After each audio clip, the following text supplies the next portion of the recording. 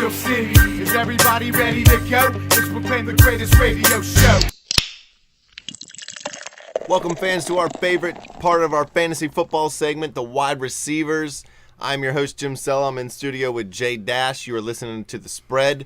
Dash, you're the best fantasy guy I know. You got us a whole bunch of wide receivers listed here to help people out for the fantasy playoffs. Yep.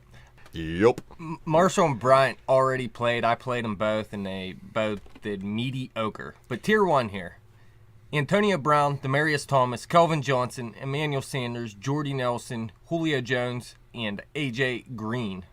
All of whom are beast mode. Antonio Brown's having a little bit of a And the slump. great Antonio. The great Antonio. He is having a little bit of a slump this last couple games. Are you kidding me? Compared to what he's been putting up, yeah. He's killing it every week. He's the most consistent receiver in all of football, man. Dude, his last 3 games have been down compared to the beginning. I'm not saying don't play him. I'm not saying he shouldn't be listed as number 1, but he had a huge lead in yards, and now he's only up by 3. Well, he is the number 1 wide receiver in fantasy, and he will remain that way until he stops catching until at least this week 5 passes. When he doesn't have as many yards. Yeah, his 5 for 50 streak. Hey, that's 10 points right there in fantasy every week. All right, let's move on to tier 2. Odell Beckham Jr., Randall Cobb, Josh Gordon, Golden Tate, Kelvin Benjamin, T.Y. Hilton, Mike Evans, and Jeremy Maclin. Man, you might need me to start helping list these guys soon. There's so many. Yeah. I think Josh Gordon's finally going to blow up this week going up against Indianapolis. He's finally, his 3rd game back? He's building a little bit of a rapport with Bubby Hoyer again. Gordon led the league in receiving yards last year, only playing 14 games, so there's no reason he can't blow up for 200 yards every single week he plays. There is 18 receivers, including Elshon Jeffrey here, who I didn't mention, who played yesterday, in the first 2 tiers. 18 receivers. So that's, in a 12-team league, there is, half the teams have 2, I'd say, near elite receivers, at least. Well, dude, the passing game's picked up so much in the last couple years. It used to be running backs this way. You used to be able to have 2-3 running backs that were beast and putting up mad points. But now, if you have one of the top 5 running backs, you're lucky. And tier 3 here isn't bad either. Roddy White, Kenny Stills, DeAndre Hopkins, and Keenan Allen. I see you have Roddy White. He's listed as questionable going up against the Packers, who give up the 13th most points to fantasy wide receivers. My sources tell me that White practiced today. He didn't play last week. He has double digits in PPR in his previous 5 games and 49 targets and 3 touchdowns in that span.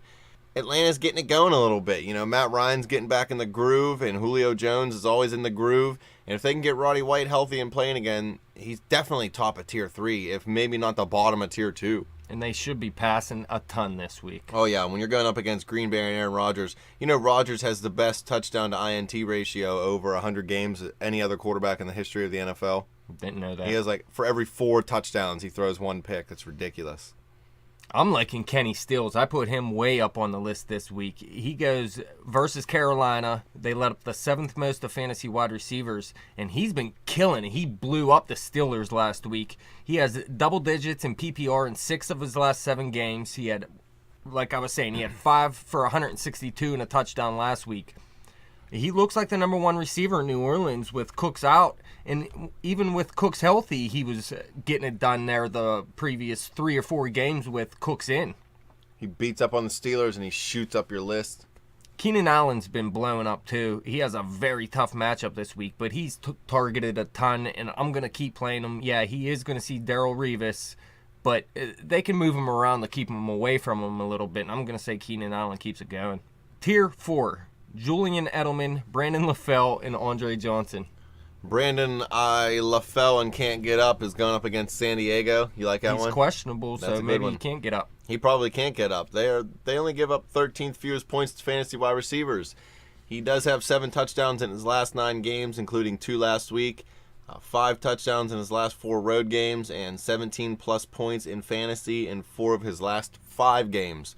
But if he fell and can't get up, he ain't getting nothing. Well, LaFell and Edelman, I always have them together in these tiers, but guess what? They both get it done, and they're both good receivers, and Tom Brady can spread the ball around. Yeah, but if you're a Brady receiver, you better be prepared because you can get the ball at any second. Tier 5, Deshaun Jackson, who's questionable. Turi Smith, who is questionable, but you heard he is going to play. Yep. Mike Wallace, Jarvis Landry, and Vincent Jackson. Let me correct that. I heard he practiced.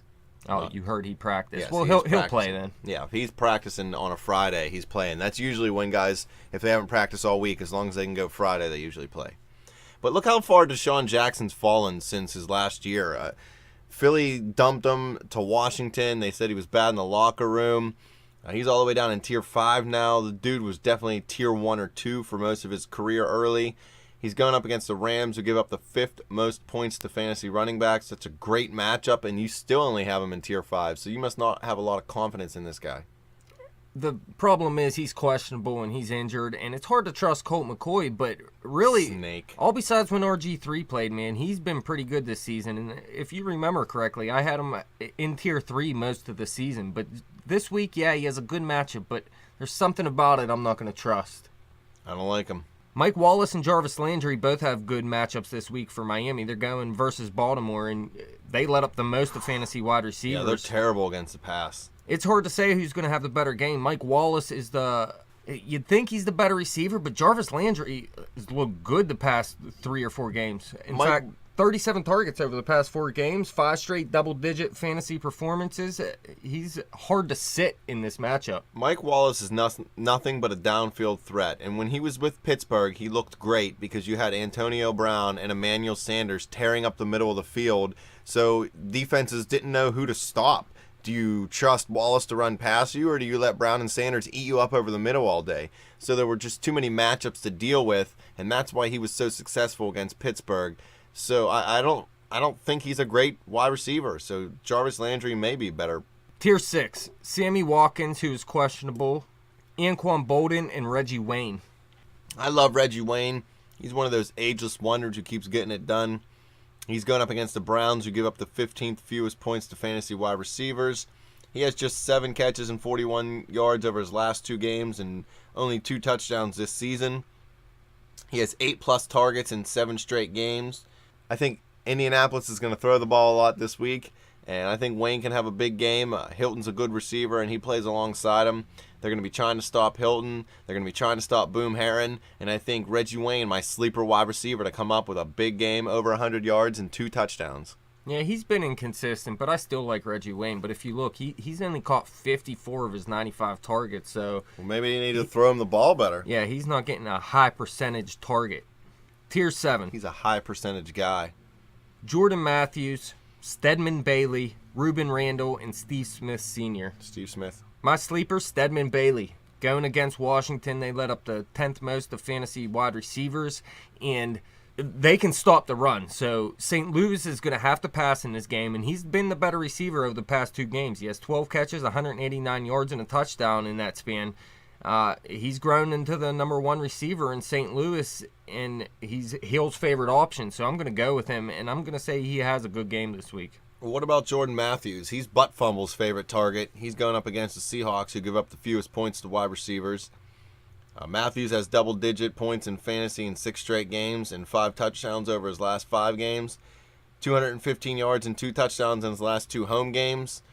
You know, like I said, he's Butt Fumble's favorite target. It's like the only guy he throws to. So this is going to be a tough matchup. Don't forget Macklin. Macklin still gets it done too, but this is such a tough matchup for both of them. Going against Seattle, they let up the fewest fantasy wide receivers. And Richard Sherman's out there, and he's still one I hate Richard Sherman. I know you hate him, but he's still one of the best cornerbacks in the league. Yeah. And even so, the entire defense is good. So just because Richard Sherman isn't covering you doesn't mean you're going to have a good day. Richard Sherman equals loser. Tier 8, Dante Moncrief, Michael Floyd, Larry Fitzgerald, Robert Woods, and Kendall Wright. Wright is questionable, and Fitzgerald is questionable. Fitzgerald doesn't have much of a chance even if he plays. Like you said, Drew Stanton's been playing pretty garbage. They're going up against Kansas City, who gives up the 9th fewest points to fantasy wide receivers. He put together a solid stretch in weeks 6 through 10, but he hasn't looked good since Stanton's come in.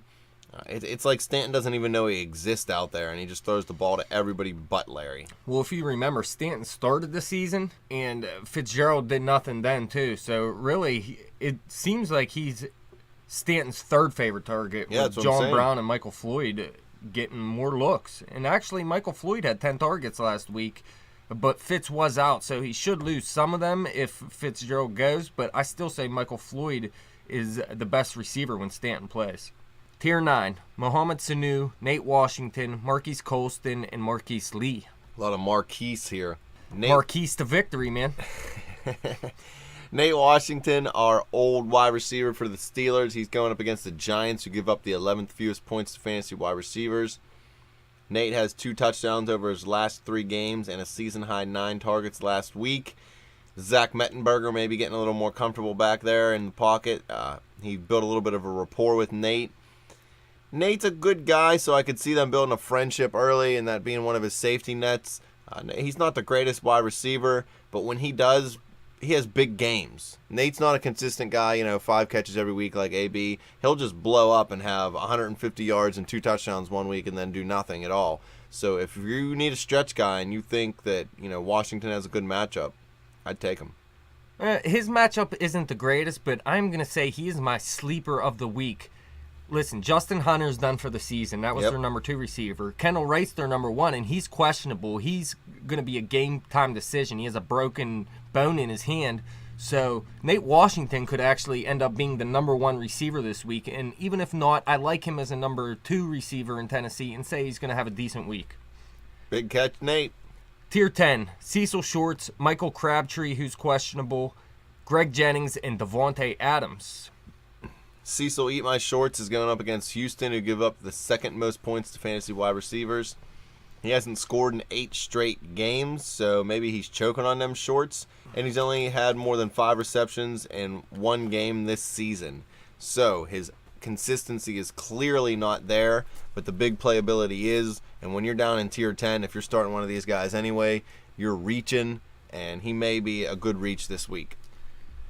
Allen Robinson was the only guy I trusted in this offense. I'm going to say Marcus Lee is the best wide receiver to play in Jacksonville, but I would rather not play any of them because Blake Bortles has not looked good all season. Devontae Adams has a good matchup going up against Atlanta. They let up the 6th most of fantasy wide receivers, and he had 11 targets last week, 6 catches and 121 yards, and in Green Bay's offense, they can always blow up, and he's the number 3 wide receiver out there. So if you need a wide receiver and there's not much out there, Devontae Adams could have a big game. Tier 11, Martavis Bryant, Percy Harvin, Doug Baldwin, and Eddie Royal. Martavis Bryant, obviously, if you're a Steeler fan, you know he's going up against Cincinnati. They give up the 2nd fewest points to wide receivers. He only had 3 catches and 34 yards over his past 2 games and just 6 catches in 2 road games this season. He blew up at first and had a couple big games, but the offense has kind of scaled back again a little bit. They're not exactly throwing the ball downfield, or maybe defenses are focusing a little bit more on him when he's out there, knowing that he can get downfield. Either way, his production has definitely tailed off. I'm liking Eddie Royal a little bit this week. He goes up against New England. They let up the 3rd fewest of fantasy wide receivers.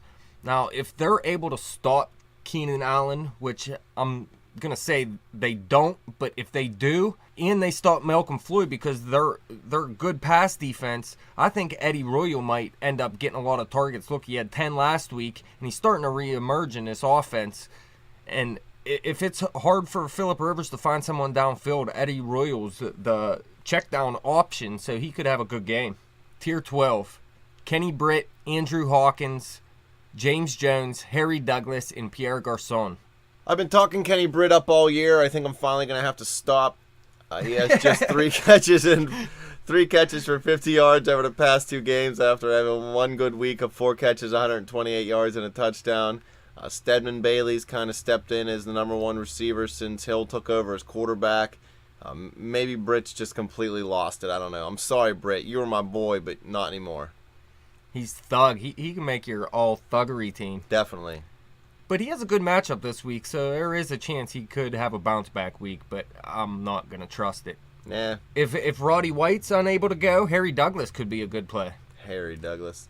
He has 9 targets, 116 yards on 12 targets last week with Roddy White out, so if it happens again, he's definitely a guy that could see a high amount of targets again. Atlanta likes to chuck the ball around the field, and going up against Green Bay, you know they're going to have to do it. Tier 13, Malcolm Floyd, Charles Johnson from Minnesota, not a great Charles Johnson from Pittsburgh. He was awesome. Alan Hearns, who is questionable, and Dwayne Bowe. I remember I had a football card with our Charles Johnson jumping over somebody. But this Charles Johnson, he had just 2 for 41 last week, but he had 9 for 139 and a touchdown in his previous 2 games. He's still a long shot, and he doesn't catch a high percentage of targets. He only had caught 50% of his targets this year, but he's starting to emerge as the number 2 receiver in Minnesota behind Greg Jennings, who's the ageless wonder. Yeah. But hey, Teddy Bridgewater looks better. The Jets are better at stopping the run. Charles Johnson could end up having a semi-decent game. Yeah, Cordero Patterson was benched, so Johnson's the play right there, if you ask me. Tier 14, Eric Decker, Marcus Wheaton, John Brown, Jermaine Kearse. John Brown, he has real big games and he makes big plays, but he's scary because you never know what's going to happen with Stanton at quarterback. We keep saying it. Arizona's offense is so much different without Carson Palmer. Never thought I'd actually say that because Palmer's not really that good to begin with. Kansas City gives up the 9th fewest points to fantasy running backs, and Brown has just 5 catches over the past 2 weeks.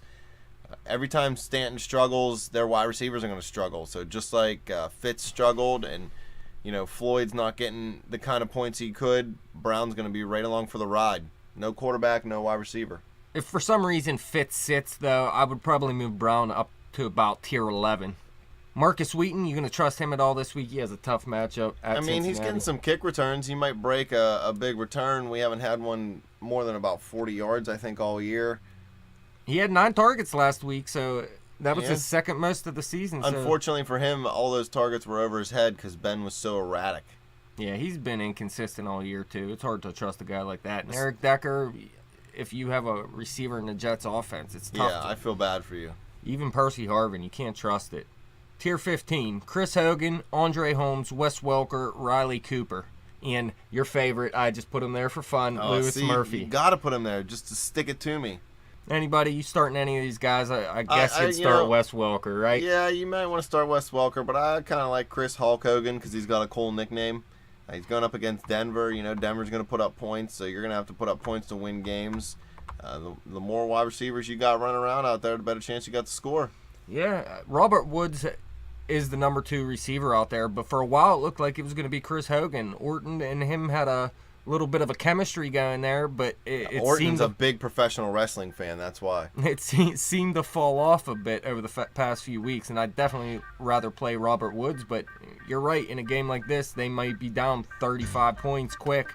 What you gonna do, brother? So Hogan will be out there running around. Thanks, fans, for tuning into our Week 14 wide receiver segment. Dash, always fun sitting in with you. Any fantasy questions you have, hit us up on Twitter, bet_the_spread. Like us on Facebook. Subscribe to that YouTube channel. I love you guys. I hope you love us. Get money.